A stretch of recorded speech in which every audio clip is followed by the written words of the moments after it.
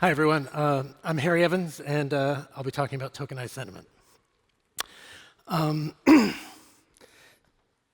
The tokenized sentiment is the idea that staking can not just be an economic activity, but actually a new form of expression. This is me. At Frequency, we work on social apps and social infrastructure. And one of the things we asked ourselves over the last few years while we're working is what makes a good social app?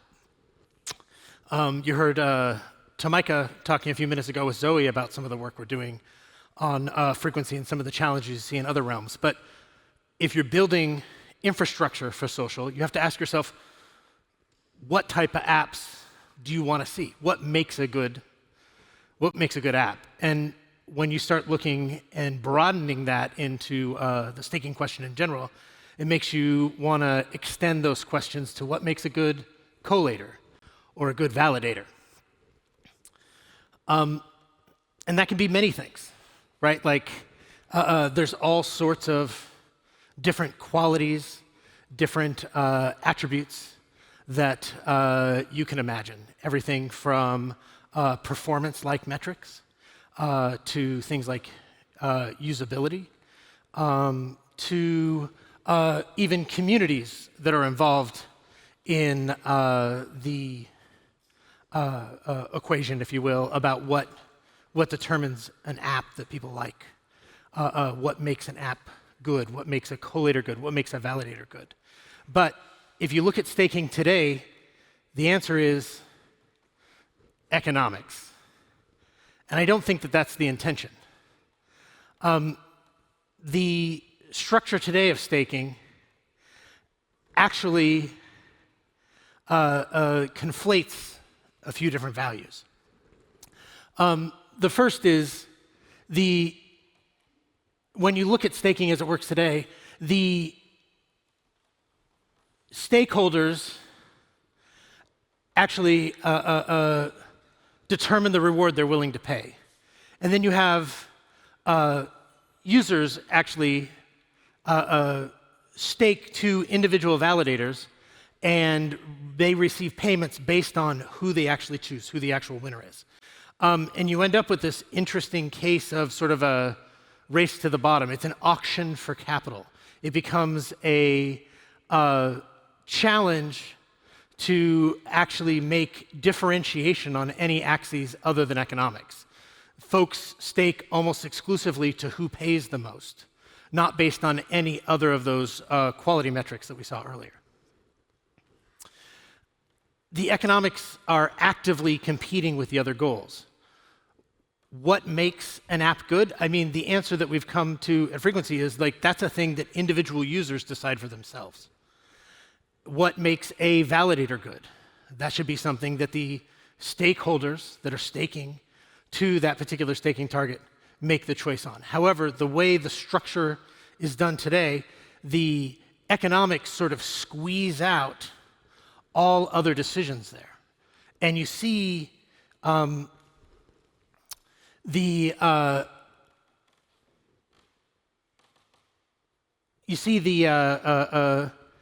results of this in sort of a race to the bottom on the commissions.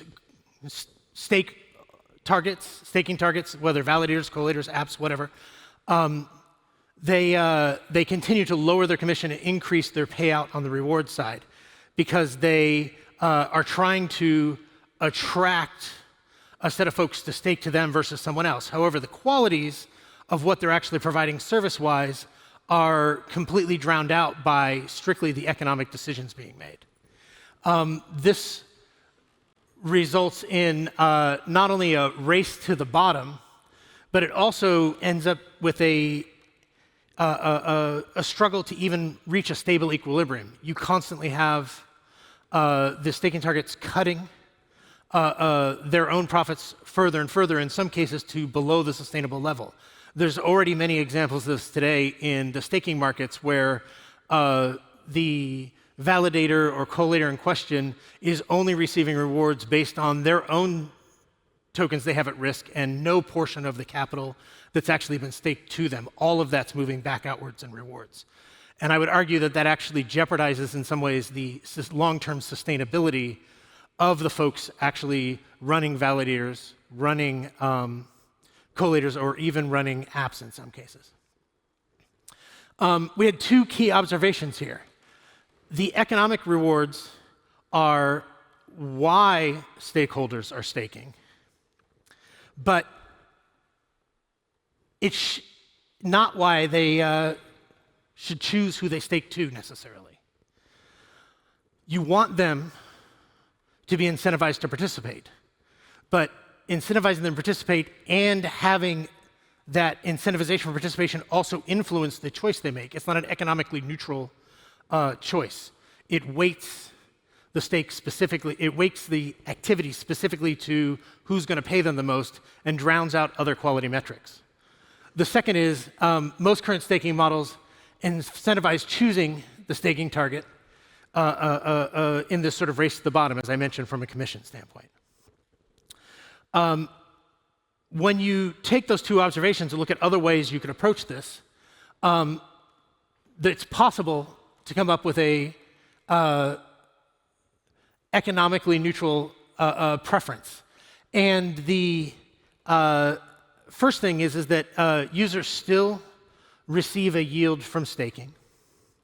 Stakeholders get the same reward regardless of who they stake to. And this is a key difference. They still make an actual choice of who they stake to, but the reward that they receive is not influenced by the staking target that they choose. They get paid for the participation. By separating those two pieces, this is what neutralizes the economics. The user knows that regardless of what quality metrics they use to choose, that they can still receive a benefit for participating. And this actually increases the signal to noise on the choices that they actually make. In frequency, we call this boosting. The outcomes are avoiding some of the race to the bottom that we've discussed, as well as actually allowing stakeholders to express their preference or their sentiment around what they're doing. They can express it based on alignment with the folks that operate the app or node or validator, et cetera, that they're staking to. They can do it based on a community that they're interested in. They can make any qualitative choice there. But the interesting thing is that when you remove the economics from the decision-making process, but not from the rewards process, it allows them to actually express themselves in a way that's not possible today.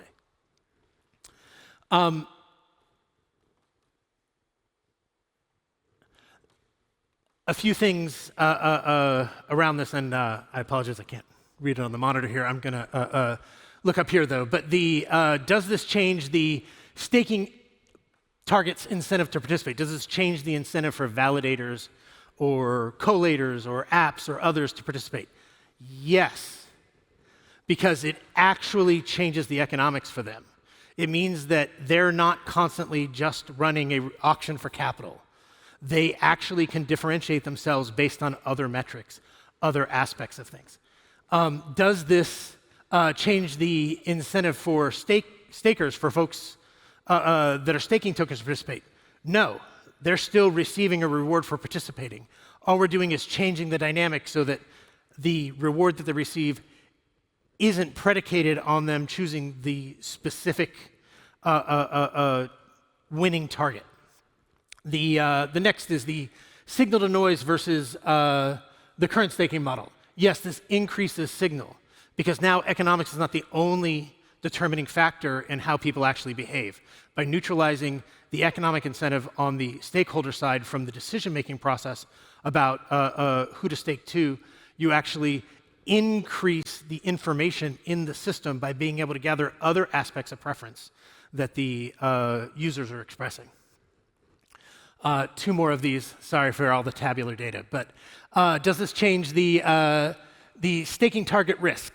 No. So a collator a validator, an app, whoever participating in this sort of model, it does not change their risk. If they needed to make a deposit or a stake of their own in order to be eligible, that is still the case. It doesn't change any of those aspects. Does it change the staking target selection? No. Once again, the selection mechanisms, for example, if validators are chosen based on who has the most tokens staked to them, can remain the same. The users stake tokens, they make a choice. However, the choice does not influence the reward that they receive. So the actual number of tokens staked to the winning validators, for example, can still be the same. You can still run the same core selection processes following this. So what does it take to actually implement this? 3 key things. 1, chain-mediated, or in some cases, depending on the context, smart contract-mediated rewards. This means that the rewards are not being set by the individual staking targets. They're not determining what portion they're retaining as commission from the rewards they receive and which portion they're paying out to rewards for the stakeholders. The tokens can be set in a pool and pro rata paid. This is what we do in frequency. They can be distributed in other ways, but the distinction here is that the user participation is how users benefit, not based on the selection of the winner. The second thing is economically independent. Stakeholders are paid for staking, this is the reward, and not for picking the winner. The third is the choice is required. And this seems a little counterintuitive, but if you are actually trying to increase the signal in staking choices being made by stakeholders, they actually have to make a choice. Staking and making no choice wouldn't work. Today's systems generally don't allow that. This system also doesn't, but it has an additional requirement of avoiding defaults. So you don't want a validator that anyone can stake to that you're not concerned with winning the race, or who is not actually actively participating but is receiving a large portion of the stakes. So the one difference here in order to implement boosting as it's described here and actually change this to an expression of sentiment is to ensure that users have to make a choice. You don't care how they make it, and we remove the economics from the decision-making process in this case. But you want them to differentiate based on the qualities that are important to them, which individual participant that they stake to.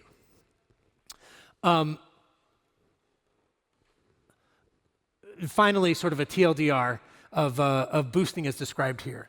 It's staking that aligns economics and sentiment versus them being opposed to each other or sort of canceling each other out in some ways given the current models. It allows the expression of an economically neutral presence by mediating payment mechanics between stakeholders and staking targets and requiring non-default staking targets. It maintains other compatibility with other aspects of staking as they have today. And frequency does this today with apps. We call it provider boosting using our chain nomenclature, but we actually have a version of this live on our chain today. And that's the talk.